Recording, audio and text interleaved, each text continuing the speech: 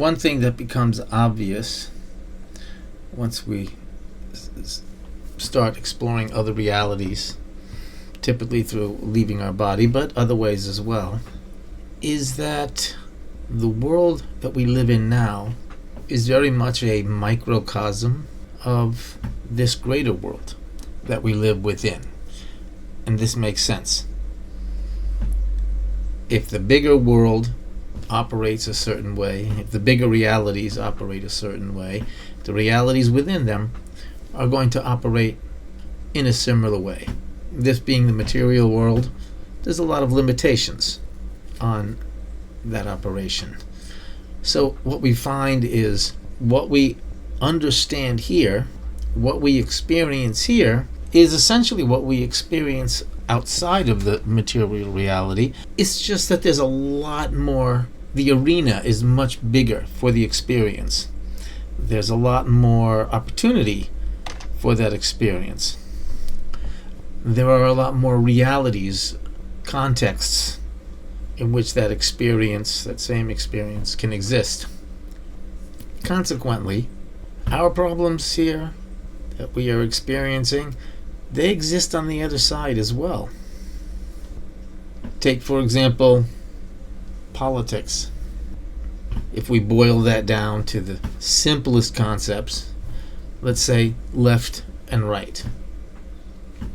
At least how we understand those terms in the West. Well, believe it or not, those same ideologies, or the essence of those ideologies, exist on the other side as well.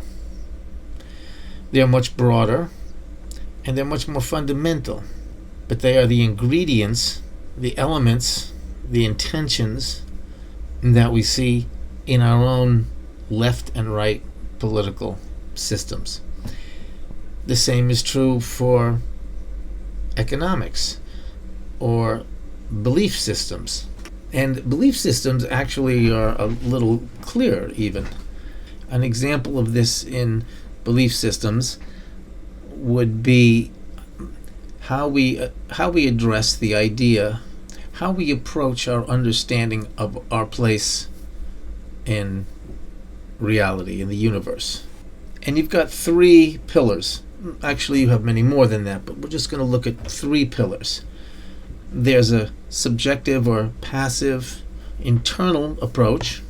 There's a more aggressive external approach. And there's a balance between the two. And we see these qualities in beliefs like Buddhism, in which one searches inside for enlightenment, for there is no God in Buddhism. Islam, which is a very expansive, aggressive, and I don't mean that in a bad way, but Islam, it is part of their belief to aggressively spread their belief. In fact, it's an obligation, collectively, to spread the message of Islam. And their God was very much something outside of them that created them and everything else. And then there's Christianity, which is kind of a balance between the two, in between. It has elements of both, in that God created us, created all of earth, created the universe, but the Son of God, Jesus, lives within us. And it is through that path that we can come to know the greater God. Of course, there's many other beliefs that could fall into these, so I'm not just picking on these three. I'm just using these three because they're examples that everybody can relate to some degree. And they're not absolutely instances of those three qualities. They just happen to have those qualities obviously in their belief system. In pantheistic religions, the gods and deities are very clearly representative of different qualities and intentions and desires and purposes that are expressed through humans.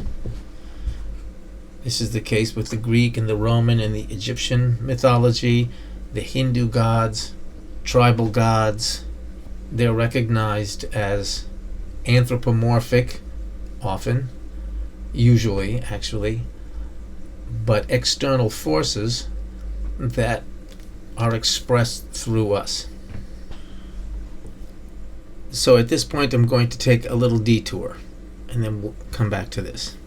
In one of my out-of-body experiences, I left my body using a different technique than is typically used. Rather than moving my energetic body or my astral body out of my physical body, it was more of moving my consciousness inward. So it wasn't a typical out-of-body experience, because I was completely aware of my body, but I was also immersed in this other reality. The example that I would give would be like if you're looking in a microscope with one eye and the other eye is looking at a piece of paper. You can shift your awareness between the eyes depending on what you're looking at. In this case, it was like depending on what reality I wanted to look at.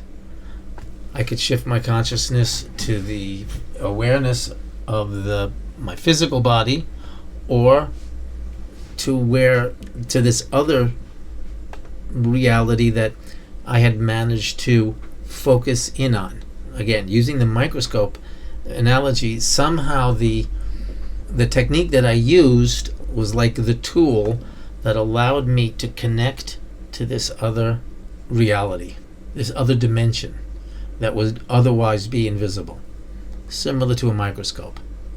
I plan on making a video at some point in the near future on exactly what technique I used.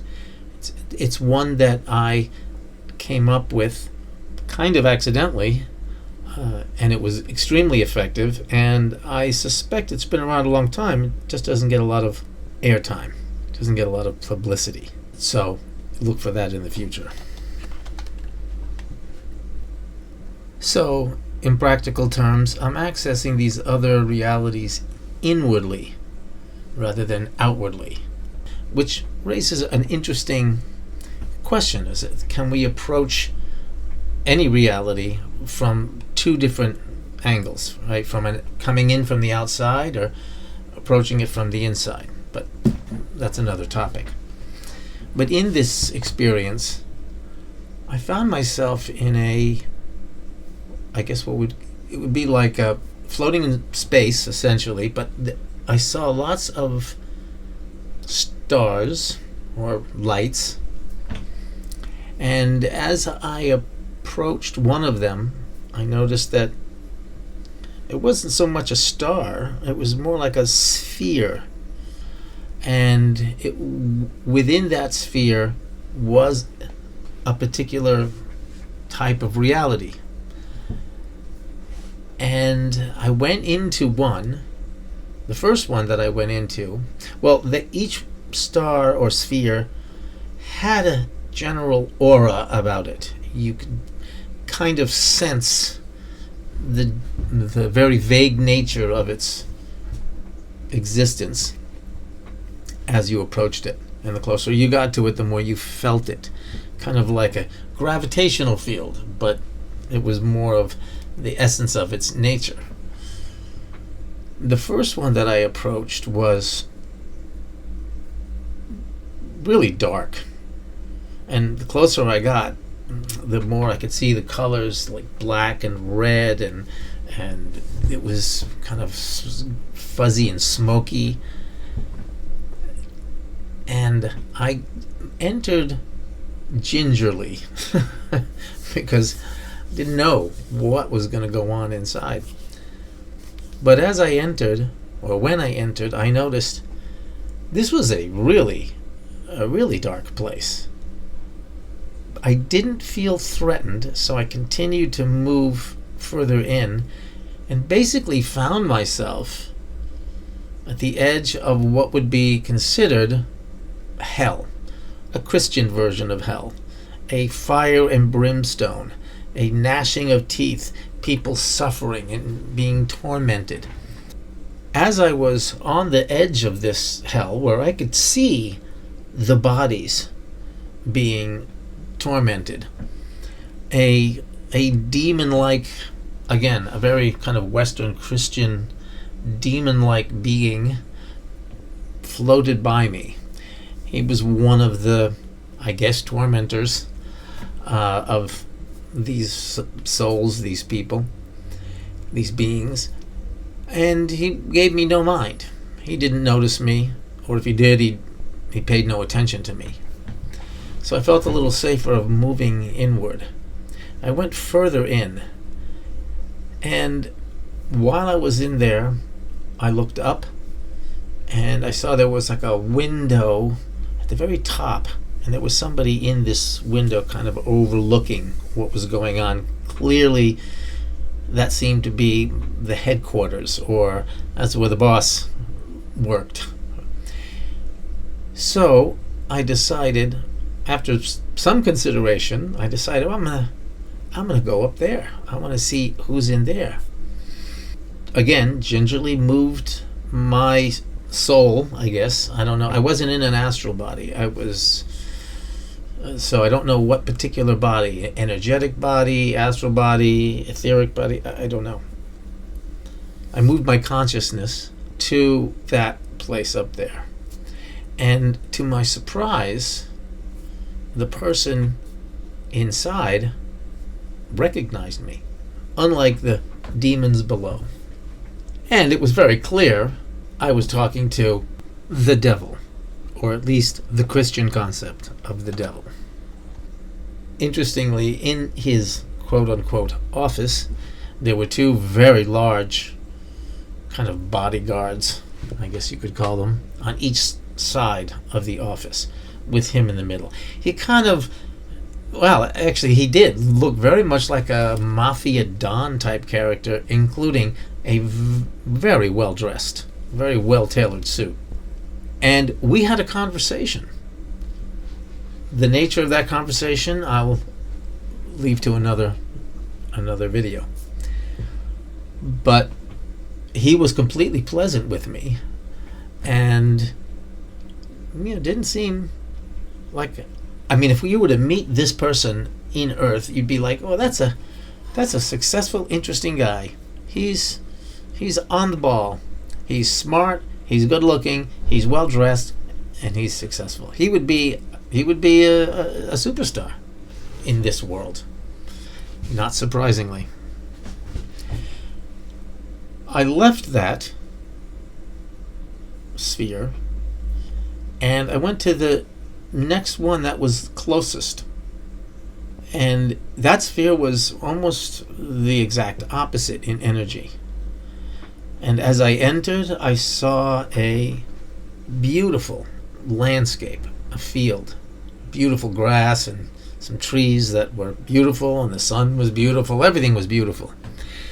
And I saw a man standing in the field surrounded by 3 or 4 children. So I moved myself towards this man. Like, the closer I got to this man, the more love I felt. And it felt as I was being taken care of. It felt like I was in the arms of a great loving being. And as I got quite close, just maybe a few feet from this man, I realized it was Jesus, which took me by surprise. I wasn't expecting that at all. Although I do believe I was looking at a Jesus archetype, because he looked like the popular images that we see of Jesus in the Western culture, which doesn't look anything like what the actual Jesus would have looked like, as we know from anthropological reconstruction. Well, I basked in this light and love for a little bit, and then I left. And I went to another star. And within this one, it was a fantastically intricate interconnection of moving forms. Kind of like, think of like a million gears all moving perfectly together. But the gears would change size, and they could change, they could become long and short, and they can become solid or misty. The gears were not simply three-dimensional objects. They were like multi-dimensional forms of energy. And there were millions of them, and they were all working together, creating these unbelievably sophisticated and beautiful patterns of existence, I guess, patterns of energy. That one was really hard to even comprehend what I was looking at, because it was so beyond me. I left that one and went to another, and within this new sphere, when I entered, I found a whole bunch of other spheres. So there were like spheres within a sphere, and I didn't go into any of the little spheres. I wasn't even sure what they were. I mean, I didn't know that, I couldn't sense that they had the same purpose and function of these spheres that I was looking at or entering. But it was basically a replica of where I was. The difference was the spheres in this, the smaller spheres in this bigger sphere that I was in, were all perfectly aligned, like in a cubic matrix, while the spheres that I was seeing and entering looked like the stars. They looked just like the stars. They're kind of random dots. And there were millions of them, just like the stars that we do see. Each one of them a different reality that has been created and has managed to sustain itself by incorporating the various energies and forces, which includes thoughts and beliefs of not just, obviously not just the human condition, but other forms of intelligence, and not simply other forms of intelligence in the material world, other forms of life and intelligence and beings in the non-material world. So some of these spheres contained realities that are completely beyond our ability to comprehend. There were seemingly an infinite number of them. So why did we take that little detour? Well, for two reasons. The main reason is that these realities exist because they can exist. And they can exist because they are compatible with the forces that not only brought them into existence, but keep them in existence. This is why there is this Christian version of heaven and this Christian version of hell. There's an Islamic version of heaven and hell. There's a tribal version of the afterlife. There's all the different ideas that we have, all of the different archetypes that we use to construct our understanding of the world exist as independent forms of existence, independent realities, independent energies. The other reason I shared that was because it became clear to me that the concepts in any culture, in any religion, of things like heaven and hell are both real for those that exist in that space, but also only one of an infinite number of possibilities. People who firmly believe in these realities will go there, and they will become a part of that intelligence and consciousness and energy. And they will be happy, or they will be tormented. whatever reality they happen to have signed up for. So this brings us back to this idea of the archetypes, like the Greek, Hindu, Roman, Egyptian gods, which are archetypes, like these different realities that are archetypes. But the surprising thing is, at least to me, was that these archetypes have their own intelligence. They have their own consciousness. I guess you could call it a collective consciousness, but it exists, and they have their own intentions. So we can quite literally think of these archetypes as intelligent forms of existence that have their own intentions and desires. Simply by existing as a particular form of existence, they are going to have some intentions. The most basic one is to continue, to survive. That is the intention that every form of existence has. Whether we're talking about a rock or an atom or a galaxy, a system will adjust itself to be compatible with the way the energy is moving through that system in order to ensure its existence. If it cannot do that, it ceases to exist. In the thelonic model, these archetypes are called the tholons. And there are tholons within tholons within tholons. But these tholons interact with each other, inevitably, because they do have intentions. And sometimes these intentions overlap, sometimes they're compatible, and sometimes they're not compatible. So what we have now is these thelonic archetypes that can either work together cooperatively or work together uncooperatively, to the degree that they can actually go to war. They can actually battle to see which intention is going to be dominant. Now, the idea of archetypes battling with one another isn't a new idea. In fact, it's part of the lore of almost every culture in the world. There's accounts of this in the Bible, the Quran, the Hindu literature.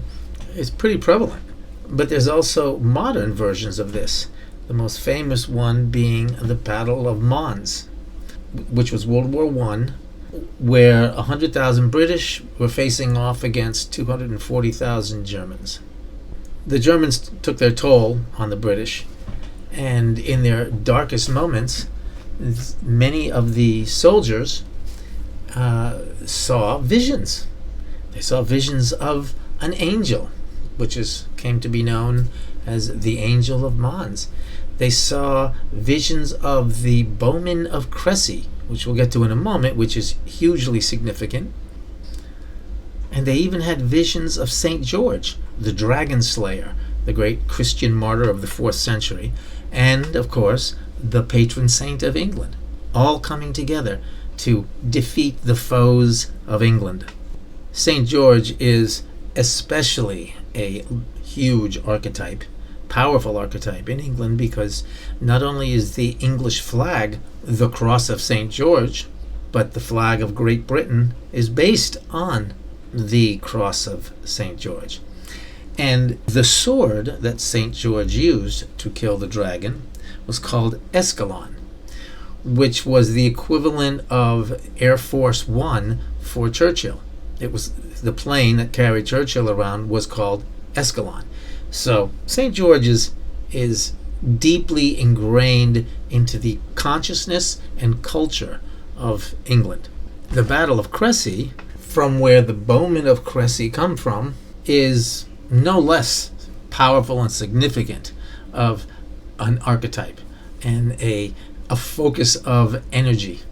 Because the Battle of Cressy in 1346, which was the first battle that started the 100 Years' War between France and England, was unbelievable. It was miraculous. In that battle, the British, or the English, who were massively outnumbered and in French territory, went up against the French. But the British just didn't win. It was a slaughter. There are two historical accounts that I've come across. One of them says there were less than 100 British killed and over 10,000 French killed. And another account says there were 20 British killed and 7,000 French killed. So that was a massive, miraculous, stunning victory against all odds. And the battle that really put King Edward III on the map and in power. So you can see why the appearance of the bowman of Crécy was a hugely significant vision to have. Now, a lot of that has been written off as hallucinations because it had been days where the British didn't have water, food, or sleep. So they might have been delirious. There were also occurrences of the aurora borealis at that time. And when you also consider that there were searchlights in the sky and all the smoke and stuff, a lot of images could be created in the fog of war and the imagination. But that wouldn't account for the German soldiers and officers who, when attacking a relatively small group of British soldiers on the front, claimed they saw thousands of British soldiers entrenched in their position. So much so that they retreated from the attack. And in fact, the British soldiers were heavily outnumbered by the Germans. But that's not what the Germans saw. So what would account for the Germans hallucinating as well? They weren't undernourished, they weren't underfed, and they were probably pretty confident they were going to kick the Britishers' ass. So they wouldn't have been under the same stress as the British would, which might account for the hallucinations. The Thelonic explanation of this is, yeah, these archetypes, which were very alive, I mean, St. George, the bowman of Crécy, there was tremendous energy focused on the existence of these archetypes by one of the most powerful cultures in history for hundreds and even over 1,000 years. These archetypes had been invigorated, energized, and of course came to the aid of those who fed them energy, because their survival depended on the survival of those who fed them. Perhaps it was the stress of the situation, and also perhaps exhaustion and dehydration and lack of sleep that allowed the men to see beyond the typical reality that we accept as real. And this is similar to the phenomena of out-of-body experience, where it can be brought on by tremendous stress, either emotional, psychological, or physical. It's not even a question, at least not to me, or to most people who have actually had an out-of-body experience, that out-of-body experiences are real or not. And anyone who thinks they're not real would probably be wasting their time listening to anything I have to say. And to just put a little perspective on the level of commitment and focus and dedication that these ancient warriors had, for example, in the Battle of Crécy, John of Luxembourg, who was the king of Bohemia, was blind, and he charged against the British. A blind king charging against the British. I mean, can you imagine any modern day politician even getting out of his chair? And here the king of Bohemia is charging into the enemy blind. Of course he was killed, but that wasn't important to him. But imagine the level of focus and intention that would require to do that. And that is the level of energy in the form of awareness that fed those archetypes of the past, which might explain why in the ancient times there were a lot more crazy things and visions and miracles and unexplainable phenomena that we write off today as simply fantasy, imagination, or hyperbole. What conditions in our life today could invoke that level of commitment and focus and intention? Understanding the archetypes in this fashion as intelligent, sovereign, independent energies that have their own intentions and will and desire puts a whole different light on, or adds a whole new perspective on understanding myths and legends and lore. And it also opens the doors for a different type of relationship with this archetype, an interpersonal relationship, as opposed to a scientific only relationship that can't be interpersonal and can only be described in terms of numbers and formulas. But it also suggests that the lives of the archetypes are not terribly different than our own lives. And that leads into the nature of these other realities, because the truth is these other realities have pretty much the same issues and problems and challenges, etc., that we have here. It's just on a much broader spectrum, and it's not material in nature. But regardless of the context, whether it's material or not material, whether it's multidimensional or three-dimensional or whatever, the elements that determine how interactions result in the creation of a reality come down to negotiation, definition, and contribution. And when we say negotiation, what we're really saying is two types of balance. There's the verb balance, as in balancing, where you are looking for the balance, and the noun balanced, which is something that is already balanced. So one is an action, the other is a state. The negotiating and the negotiated are those two states in the Thelonic model. But we refer to it as negotiating rather than balancing, because the word balancing doesn't really invoke the idea of negotiating, even though it kind of is the same thing. But the word negotiating invokes more of a concept of push and pull and give and take, etc.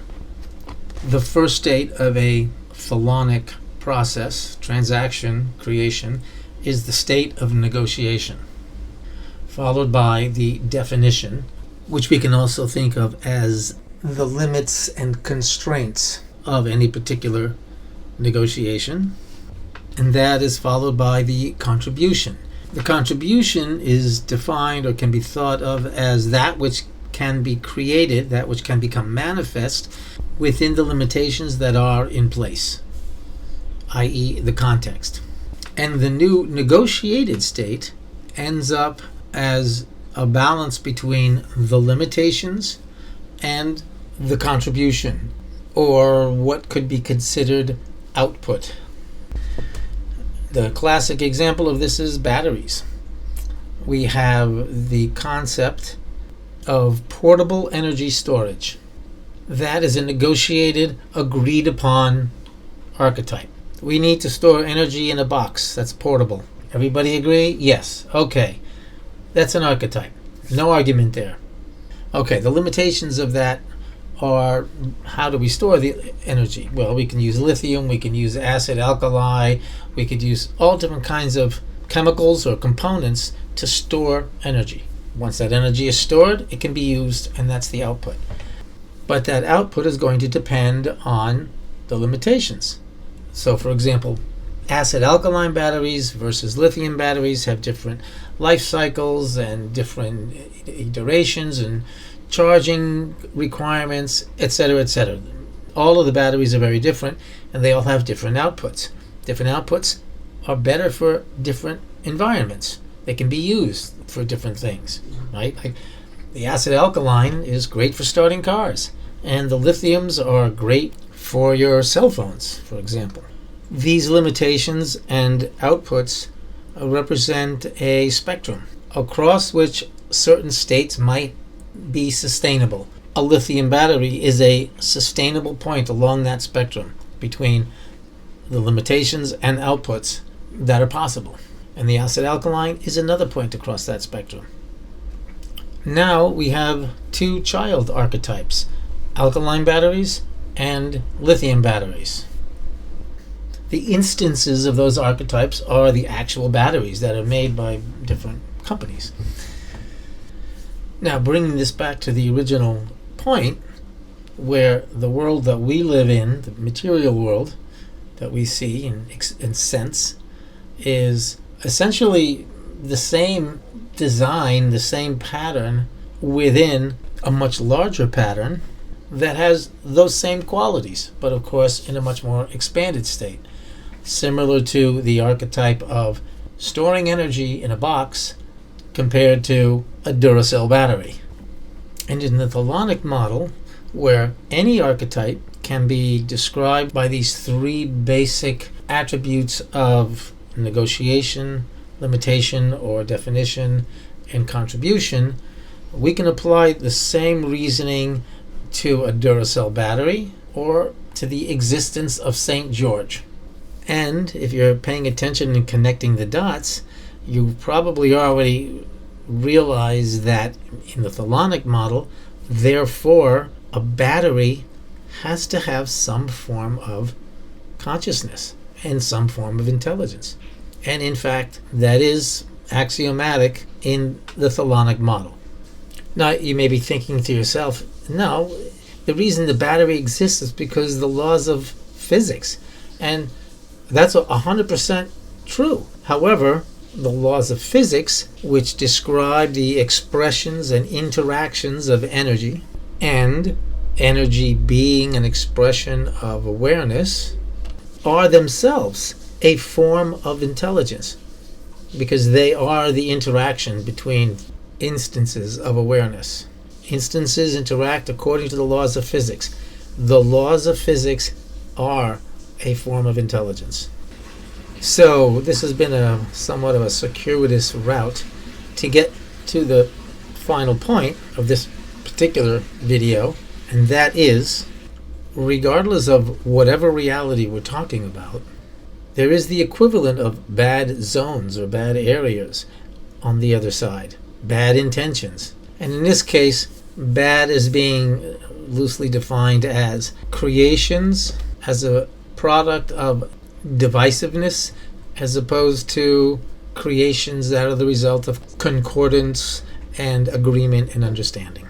But of course, both sides need to exist, just as division, multiplication, addition all need to exist for math to work. These areas, or archetypes, good and bad, don't simply exist because of our awareness of them. For example, how we have created these entities of, devil and Jesus. And I'm not saying he did or didn't exist. I'm only talking about the thought form of such things. Just like I'm not saying that the devil does or does not exist, but there is a thought form or archetype that has been created. But the tholons themselves, the archetypes themselves, also are part of that creation process. So there are entities, beings, intelligences that are created by these other tholons far beyond anything that we can imagine. However, in the reality that we currently exist in, it is good to keep in mind that these archetypes, these intelligent forms of energy, will support, enhance, feed thoughts and actions in the physical that are of benefit to them. Quite similar to St. George or the Bowman of Crecy.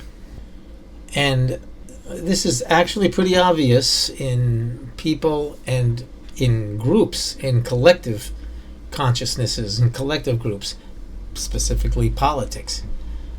For lack of a better description, there are Democrats and Republicans and Marxists and socialists and communists on the other side, or at least energies, archetypes that would find such ideas beneficial to them.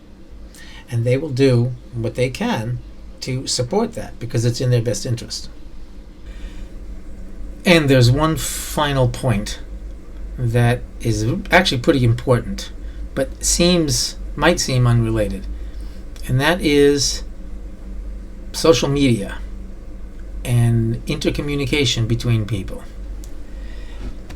It may not seem that social media, just see people sending tweets back and forth to each other or whatever, could be such a revolutionary, radical, and disruptive thing, because prior to social media we did it all the time, but limited to our local community and friends and associates, etc. And it didn't make people crazy. But if we consider the internet similar to a global brain that we have created, essentially the nervous system of a collective conscience, and now all of a sudden these different pockets of information start being spread globally through this collective consciousness brain nervous system, that's not very different than eating a heroic dose of LSD or mushrooms in the way that it affects the human brain and nervous system. Those drugs actually work by creating connections between parts of the brain that previously were not connected. Well, that's exactly what we're doing with the internet and with social media.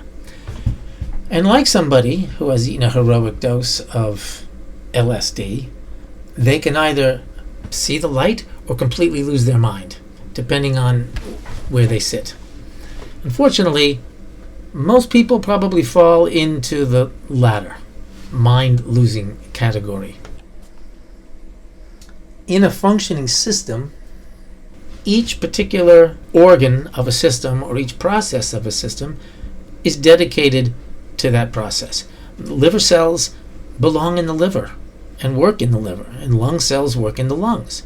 If you take liver cells and put them in the lungs and lung cells in the liver, the organism will cease to exist. It will die.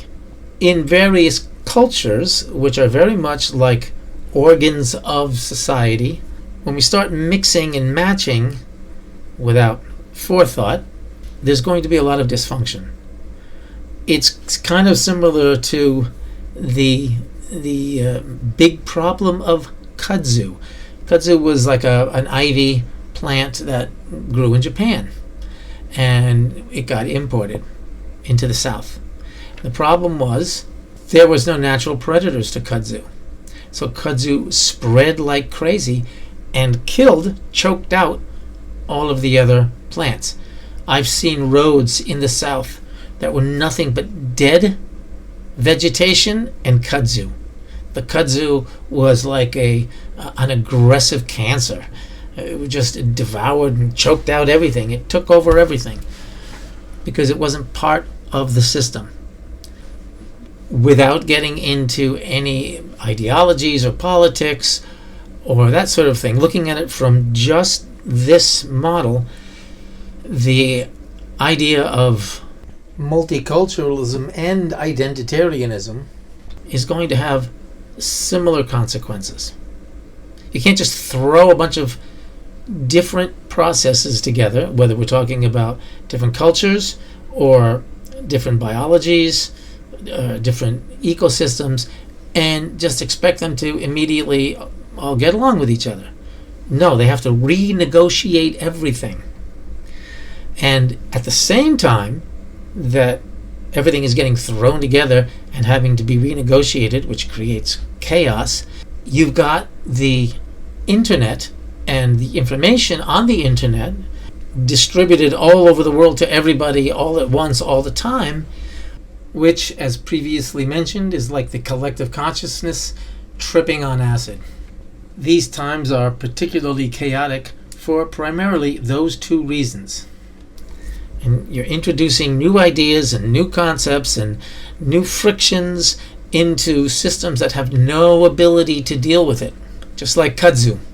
So we can expect that in this chaos, there's going to be many archetypal intelligences who will be vying for people's attention, awareness, consciousness, because chaos is always an opportunity to gain a foothold in an area that you otherwise could not because it was unavailable to you. Chaos can be a time of opportunity for those clever enough to figure out how to take advantage of it. And it is absolutely the case that these intelligences are clever enough not only to take advantage of it, but to actually create it, to actually enhance the chaos, enhance the confusion, enhance the freak out, the incompatibility. That is very beneficial, especially to intelligences that would use divisive means to create sustainability.